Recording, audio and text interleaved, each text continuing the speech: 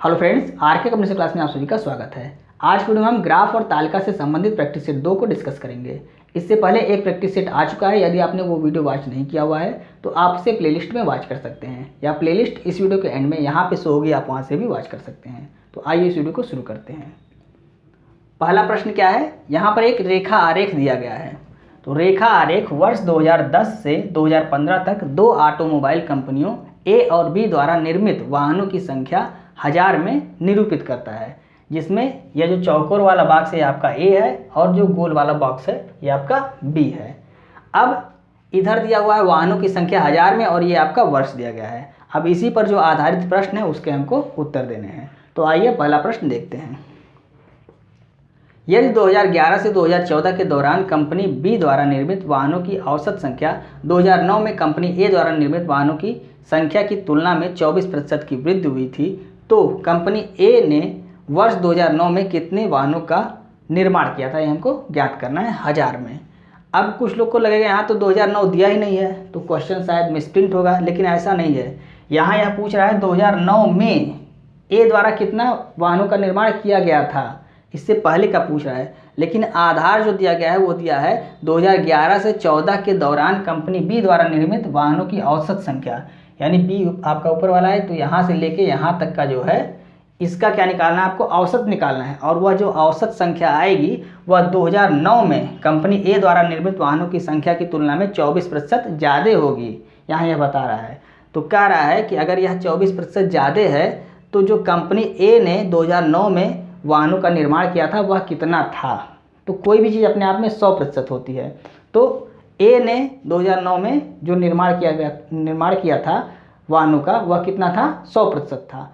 अब जो यहाँ पे औसत आएगा इसको बता रहा है यह 24% ज़्यादा है, मतलब यह 124% है। तो 124% हमको प्राप्त हो जाएगा और इसी के आधार पे हम 100% निकाल लेंगे। तो आइए यहाँ पे इसको ऐड करते हैं। तो 0 9 यहाँ पे हो गया 9, फिर 1 8 1 9 9 5 14 और 14 7 21 का 1 हासिल 2 3 2 5 2 7 2 9 और 2 11 बटे 4। औसत निकालना है तो 1 2 3 4 से हम क्या करेंगे, भाग दे देंगे। तो यहाँ पर देखते हैं 4 दूनी 8 और 4 सत्ते 28, फिर आपका 4 9 36 और 30 बचा तो 7 और 5, यानी कि 279.75 ये औसत आया।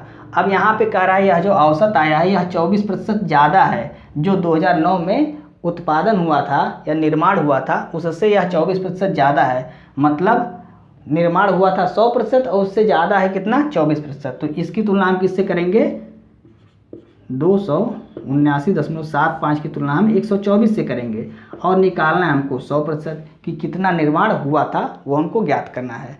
तो कोई भी चीज़ अपने आप में 100% होती है, इसलिए हमने यहाँ पर 100 से गुणा किया। हम मान लेते हैं 2009 में 100% निर्माण हुआ था और उसी 100% का 24% एक्स्ट्रा यह है। तो 24% एक्स्ट्रा है, मतलब 124 की तुलना हम 279.75 से करेंगे और 100% हमको निकालना है, यानी कि 2009 में वाहनों की संख्या का निर्माण कितना हुआ था वो हमको निकालना है। तो हम 100 से गुणा करेंगे। अब इसी को सॉल्व कर लेंगे, हमारा आंसर आ जाएगा। तो दशमलव से ये 2 शून्य कट जाएगा, तो यहाँ पे हम इसको सॉल्व कर लेते हैं 7 5 और भाग दे देते हैं 124 से। तो 2 बार में जाएगा 248, यहाँ पे 1 आ गया और यहाँ पे 3 आ गया, फिर 7 हो गया, फिर से आपका 2 बार में ही जाएगा, मतलब 248। अब यहाँ पे आप देखिए 9 आ गया और यहाँ पे आपका 6 आ गया, यहाँ 5 उतरा। अब आप यहाँ से देख सकते हैं आपका आंसर कौन सा सही है। देखिए 22 तो आएगा ही, ये आप कंफर्म हो गए। यहाँ किसी भी ऑप्शन में शुरुआत में 22 नहीं, केवल एक ऑप्शन को छोड़ के, तो ऑप्शन नंबर पहला आपका सही हो जाएगा, 225.6, यही ऑप्शन आपका राइट होगा। आप इसको पूरा सॉल्व करके देख लीजिए, यही वाला आंसर आपका आएगा, यानी कि 225.6 ही आएगा। तो परीक्षा में को समय बचाना है, तो इतने से हमको क्लियर हो गया कि ऑप्शन नंबर पहला है, तो टिक करके हम आगे बढ़ जाएंगे। तो आइए हम आगे बढ़ जाते हैं, दूसरा प्रश्न देखते हैं। दूसरा प्रश्न देखते हैं, वर्ष 2010 12 14 15 के लिए ए और बी कंपनियों के वाहनों की औसत संख्या के बीच अंतर क्या है। अंतर निकालना है 10 12 और आपका 14 15, इनका अंतर निकालना है। तो ए का हम निकाल लेते हैं औसत, ए का औसत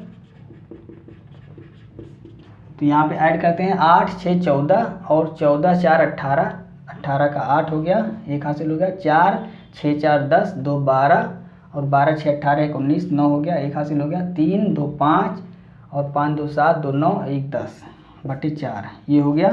अब बी का भी निकाल लेते हैं। बी का औसत कितना आएगा 6 और यहाँ पे हो गया 6, 7 6 13 का 3 हासिल 1 हो गया। फिर 1 1 2 और 5 2 7, 7 1 8, फिर आपका 4 3 7, 2 9 और 9 3 12, 12 हो गया बटे 4। अब आपका अंतर निकालना है, तो आप इसको काटेंगे तो थोड़ा सा लंबा प्रोसेस हो जाएगा। आप सीधे अंतर निकालिए, चूँकि हर समान है तो आप ऐसे कर लीजिए 1283 बटा 4 माइनस 1098 बटा 4। हर समान है तो बटे 4 हो जाएगा और ऊपर वाला घट जाएगा। घटा देते हैं, 13 में से 5 8 गया तो 8 5 13 हो गया। यहाँ आपका 7 हो गया तो 17 में से 19 गया तो 19, 8 9 8 17 हो गया। और यहाँ पर आपका बचा 1, यानी 185 बचा। अब इसको काट देंगे, 4 चौके 16 और 4 छः 24, 10 आ गया, 4 दूनी 8, 4 पंचे 20, यानी कि 46.25। ऑप्शन नंबर पहला आपका राइट आंसर हो गया। आइए नेक्स्ट प्रश्न देखते हैं। तीसरा प्रश्न देखते हैं। वर्ष 2010 से 15 के दौरान कंपनी ए द्वारा निर्मित वाहनों का औसत कंपनी बी द्वारा निर्मित वाहनों के औसत का कितना प्रतिशत है? तो बी के साथ का लगा हुआ है तो ये आपका हर हो जाएगा और ए वाला आपका अंश हो जाएगा और प्रतिशत निकालना 100 से गुणा होगा। तो पहले निकालते हैं वर्ष 2010 से 15 तक के दौरान ए द्वारा निर्मित वाहनों का औसत।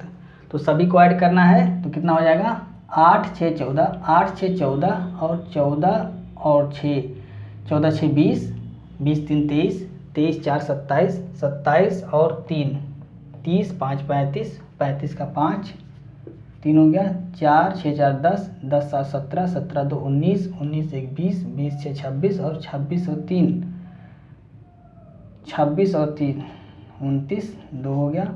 फिर 3 2 5 1 6, 2 8, 2 10, 2 12 और 2 14, 1495, 1 2 3 4 5 6, 2 2 4 2 6, 6 से हम क्या करेंगे भाग दे देंगे। ये आपका आ गया ए का औसत। यहाँ देखते हैं बी का, तो 6 9 6 15 और 15 7 22, 15 7 22 का 2 हासिल 2 हो गया और 1 1 2 8 2 10, 10 5 15, 15 और 7 22, 22 और 2 24 4 2 हो गया, 4 3 7 2 9, 2 11 और 11 2 13, 13 3 16, 17 18 बटा 6, यहाँ 6 आएगा।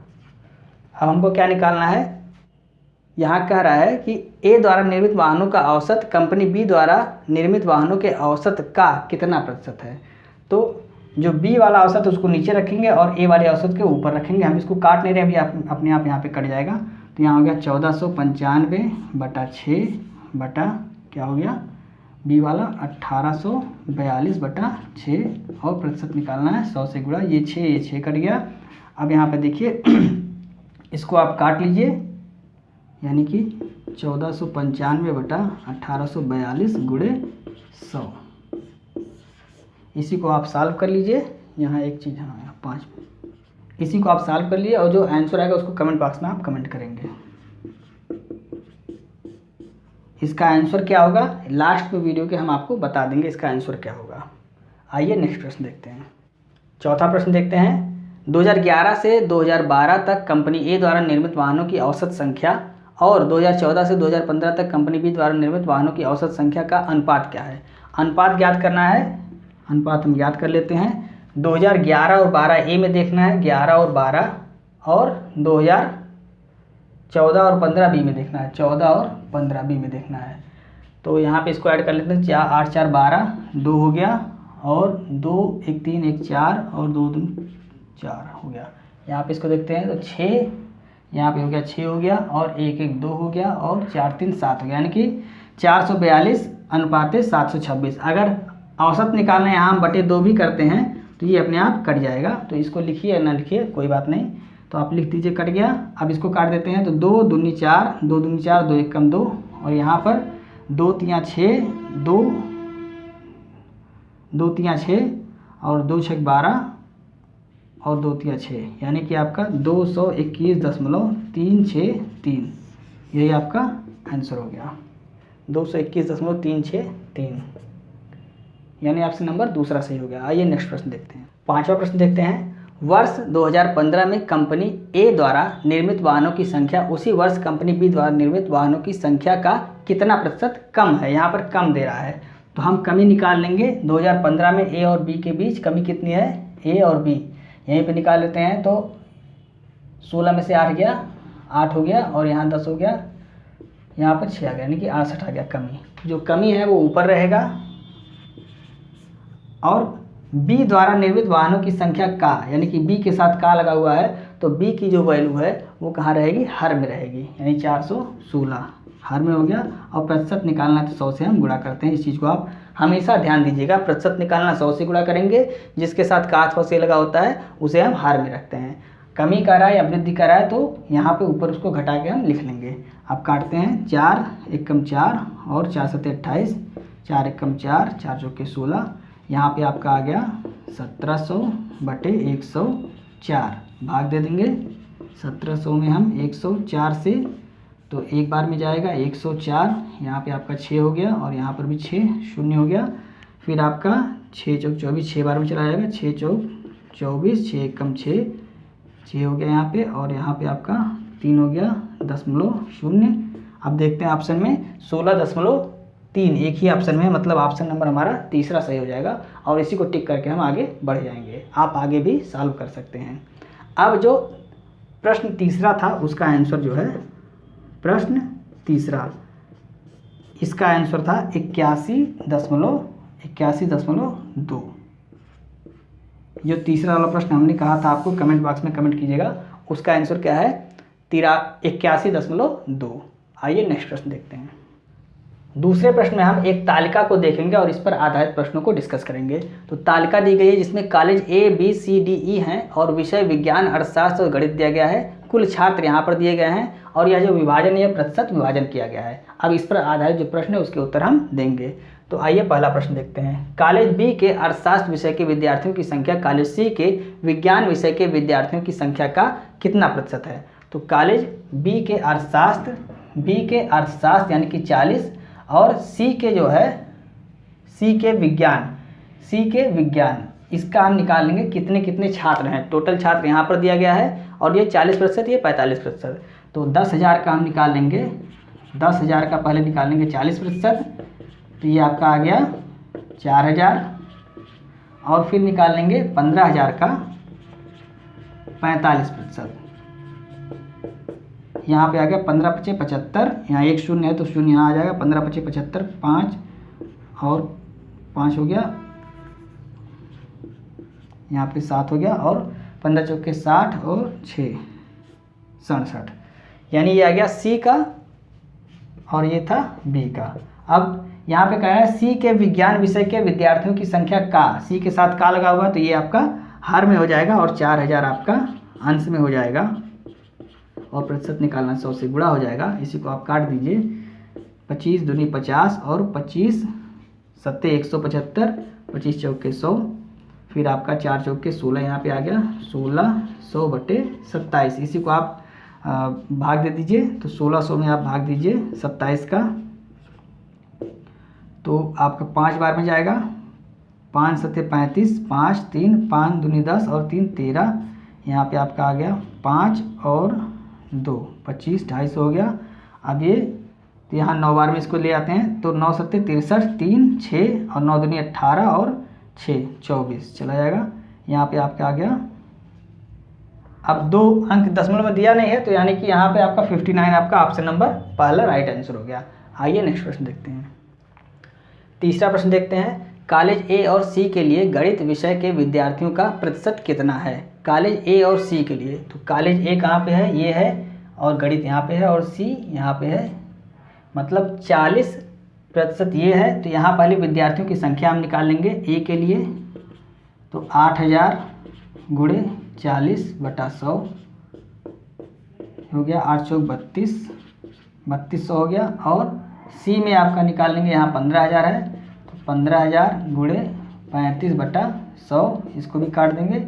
यहाँ पर आपका आ गया 1 शून्य आ गया, और 15 पचे 75, 5 7 हो गया, और 15 3 45, और 45 और 7 52, यानी कि इतना हो गया। अब इन दोनों को ऐड कर लेंगे और टोटल संख्या कितनी है ए और सी में, तो 8 और 15 इसको ऐड करेंगे, तो यहाँ हो गया आपका, इन दोनों को ऐड करेंगे कितना हो गया, यहाँ आ गया 50 और 4 और 5 3 8, इतना हो गया बटे, क्योंकि हमको प्रतिशत निकालना है ए और सी के लिए गणित विषय के विद्यार्थियों का प्रतिशत कितना है। तो पहले ए और सी के विद्यार्थियों की संख्या निकाला, और उसके बाद टोटल संख्या कितनी है विद्यार्थियों की, तो 8,000 और 15,000 मतलब 23,000, टोटल हो गया 23,000, और प्रतिशत निकालना 100 से गुणा करेंगे। अब इसी को आप सॉल्व कर लेंगे, आपका आंसर आ जाएगा। आंसर आप कमेंट बॉक्स में कमेंट करके बताएंगे, क्योंकि वीडियो ज़्यादा लंबा हो जा रहा है, गुणा भाग जोड़ घटाना ये आपको करना पड़ेगा। आइए नेक्स्ट प्रश्न देखते हैं। तीसरा प्रश्न देखते हैं, सभी कॉलेजों के विज्ञान विषय के कुल विद्यार्थियों की औसत संख्या कितनी होगी। तो सभी कॉलेजों के मतलब कि विज्ञान विषय के ए बी सी डी ई सब का निकालना है हमें, और यहाँ कुल संख्या दी गई है, इससे हमको निकालना है। तो सबसे पहले हम निकालते हैं ए का। ए की संख्या कितनी है, तो 8,000 गुणे 25/100, ये प्रतिशत में है तो हमको निकालना पड़ेगा संख्या। तो यहाँ हो गया 25 अट्ठे 200 और 1 शून्य, 2,000 हो गया। बी का निकाल लेते हैं 35, यहाँ पे कितना है 10,000 और 35/100 कट गया, यहाँ पर 3500 आ गया। सी का निकाल लेते हैं 45 है, तो यहाँ पे आपका आ गया 15,000 गुणे 45/100, ये कट गया। और अभी हमने इसको निकाला हुआ था, फिर से निकाल लेते हैं, शून्य हो गया, और 15 पचे 75, 5 7 हो गया, 15 चौके 60 और 7 67, ये हो गया सी का। अब डी का निकाल लेते हैं। डी का कितना है 28, और यहाँ पे 9,000 है, 9,000 गुणे 28/100 काट देंगे, तो 9 अठे 72, 2 हो गया 7, 9 दूनी 18, और 18 2 20, 5 25, और 1 शून्य यहाँ पे, इतना हो गया। और ई का निकाल लेते हैं। ई का कितना है 35, 11,000 गुणे 35/100। प्रतिशत निकालना सबको सभी का, पहले प्रतिशत सबका निकाल लेंगे, उसके बाद कुल विद्यार्थियों की संख्या का औसत कितना है, औसत निकालना सभी को ऐड करके बटे 1 2 3 4 5 से हम भाग दे देंगे। तो यहाँ देखिए इसका कितना आ गया, तो 1 शून्य यहाँ आ गया, 11 पचे 55, 5 हो गया, और 11 तियाँ 33, और 33 5 38, यानी टोटल इतना आ गया। अब इन सभी को ऐड करना है, सभी कॉलेजों के विज्ञान विषय के कुल विद्यार्थियों की औसत संख्या कितनी है। तो औसत मतलब सभी को पहले निकालेंगे, अब इसको ऐड करके और बटा 5 करेंगे। तो यहाँ देखिए 0 0 0, सबका 0 हो गया, 0 आ गया, 5 2 7, और 7 5 12, 12 का 2 हाथ लगा 1, फिर 8 और 5 13, 8 5 13, और 13 और 7, 13 7 20, 20 और 5 25, 25 1 26, 6 2 हो गया, फिर 3 2 5, और 6 5 11, 11 और 3 14, 14 और 2 16, और 16 2 18 बटे 5, 1 2 3 4 5 है, तो 5 तियाँ 15, और 3 18 36, 5 सत्ते 35, और 5 दूनी 10, यहाँ पे आ गया 5 चौक 20, यानी 37 24, 37 24 ऑप्शन नंबर दूसरा आपका सही हो गया। आइए नेक्स्ट प्रश्न देखते हैं। चौथा प्रश्न देखते हैं, कॉलेज बी और सी के अर्थशास्त्र विषय के कुल विद्यार्थियों की संख्या, कॉलेज डी और ई के गणित विषय के कुल विद्यार्थियों की संख्या का अंतर निकालना है। तो कॉलेज बी और सी के अर्थशास्त्र, बी और सी के अर्थशास्त्र आपका ये दोनों निकालना है, और कॉलेज डी और ई के गणित, डी और ई के गणित इसको निकालना है, और दोनों का अंतर कर देना है। तो सबसे पहले हम निकालते हैं बी और सी का। तो इसका कितना आता है अर्थशास्त्र में, तो 4, यहाँ 2 शून्य से कट जाएगा, तो 4,000 यहाँ पे आएगा आपका 4,000 प्लस में, और इसमें आपका 2 शून्य कट जाएगा, 15 दूनी 30, और 2 शून्य, यानी कि कुल मिला के आ गया 4 3 7,000। अब गणित में देख लेते हैं, ये अर्थशास्त्र में था। गणित में देखिए यहाँ 3 है तो 2 शून्य कट जाएगा और 9 त्रिक 27 और 2 जीरो 27 2 जीरो प्लस में यहाँ पर देखिए 2 शून्य कट जाएगा 11 चौक 44 और 2 जीरो। ये हम 2 जीरो क्यों रख रहे हैं, यहाँ आप निकालेंगे 11,000 का 40%, तो आप ऐसे ही तो लिखेंगे 11,000 गुणे 40/100। तो यही 2 शून्य से हम 2 शून्य काट दे रहे हैं, इसका गुणा करके 2 शून्य यहाँ बच रहा है उसको लिख रहे हैं। तो अब आइए यहाँ इसको ऐड करते हैं। 2 शून्य हो गया, 7 4 11 की 1 हाथ लगा 1 और 4 2 6 1 7। यहाँ 7,000 है, यहाँ 7,100 है, अंतर कितना आ रहा है, 100 का अंतर आ रहा है। ऑप्शन नंबर कौन सा सही है, पहला ऑप्शन सही है। पहला नहीं, ऑप्शन नंबर हमारा चौथा सही। यहाँ तो 1,000 लिखा हुआ है, चौथा ऑप्शन सही है। आइए नेक्स्ट प्रश्न देखते हैं। 5वां प्रश्न देखते हैं। यदि सभी कॉलेज के कुल विद्यार्थियों के आंकड़ों को वृत्त आरेख या पाई चार्ट के रूप में दर्शाया जाता है तो कॉलेज ई को दर्शाने वाला त्रिज्यखंड का केंद्रीय कोण क्या होगा। तो केंद्रीय कोण जब हमें निकालना होता था तो वृत्त आरेख क्या होता है, इसका जो यहाँ पे केंद्र होता है वो टोटल कितना होता है 360, और यहाँ कह रहा है जो सभी विद्यार्थी हैं उनको इसमें दर्शाया जाएगा, सभी को। तो सभी की तुलना हम सभी से करेंगे, मतलब 360 की तुलना हम किससे करेंगे, टोटल विद्यार्थी से। तो टोटल विद्यार्थी कितने हैं यहाँ पे 11 और 9 20, 10 30 5 35, 10 45 और 8 45 8 आपका 53। तो 53,000 से हम क्या करेंगे, टोटल विद्यार्थियों की तुलना हम किससे करेंगे, मतलब 360 की तुलना हम किससे करेंगे, टोटल विद्यार्थियों से करेंगे। और निकालना है हमको ई का निकालना है, यानी कि 11,000 से हम क्या करेंगे, गुणा करेंगे। अब इसी को हम काट देंगे और यही हमारा आंसर है, यानी कि 360 गुणे 11/53। अब इसको हम सॉल्व करेंगे, जो आएगा वही हमारा आंसर हो जाएगा। तो इसको हम सॉल्व करते हैं। 11 0 0 11 66 6 और 11 यहाँ 33 6 39/53। अब इसको हम सॉल्व करते हैं यहाँ पे। तो यहाँ पे आपका देखिए ये कितनी बार में जाएगा, तो यहाँ पे रख के सॉल्व कर लेते हैं, आसानी रहेगी थोड़ा सा। ये आपका 53 है, 5 से 7 बार में चला जाएगा।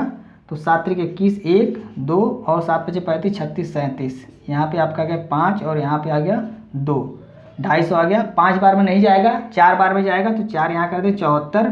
अब 4 3 12 2 4 5 20 और 2 22। यहाँ पे आ गया आपका 8 और यहाँ पे आ गया 2 28 दशमलव, मतलब यहाँ पर फिर से यह 4 बार में जाएगा। 4 बार में 5 5 25, 5 बार में चला जाएगा। अब देखिए 74.5 और उसके आगे समथिंग आएगा, तो यहाँ हमको क्या लिखना है, निकटतम पूर्ण संख्या में लिखना है। तो यहाँ पे हमारा 74 के बाद क्या आता है 75, तो यही ऑप्शन हमारा सही हो जाएगा। क्योंकि 73 नहीं होगा, अगर यहाँ पे 74 होता, मतलब 5 से कम होता तो 74 हो सकता था, या 5 से ज़्यादा अगर है या 5 है तो 75 पूर्ण संख्या में निकटतम मान में आ जाएगा। तो ऑप्शन नंबर तीसरा हमारा सही हो गया। तो दोस्तों आज की वीडियो हमने एक आपको तालिका और एक ग्राफ से संबंधित जो 10 प्रश्न थे उसको समझाने की पूरी कोशिश की। उम्मीद है आपको समझ में आया होगा। तो दोस्तों यदि आपको वीडियो अच्छी लग रही है तो आप इसे अपने दोस्तों को भी शेयर करें और वीडियो को लाइक और सब्सक्राइब करना ना भूलें, और बेल आइकन को प्रेस कर दें जिससे हमारी आने वाली सभी वीडियो की नोटिफिकेशन आपको समय समय पर मिलती रहे। और एंड स्क्रीन वाले वीडियो को आप जरूर देखा करें और वीडियो को आप लाइक कर दें, लाइक नहीं करते हैं आप, वीडियो को आप लाइक कर दिया करें। मिलते हैं नेक्स्ट वीडियो में। जय।